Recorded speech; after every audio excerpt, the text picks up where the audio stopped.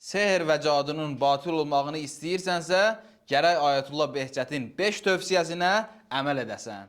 Həmişə özünüzlə kiçik bir Quran gəzdirin. Quran bir nurdur. Nə qədər Qurana bağlı olsaq, şeytan bizdən uzaqlaşar. Nə qədər Quranı oxusaq, şeytanın bizdən acığı gələr. Şeytan bizə nüfuz edə bilməz.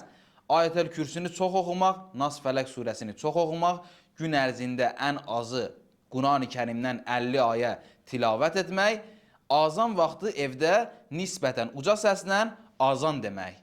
Bu dediyim 4 tövsiyə isə ariflərin nəzəridir.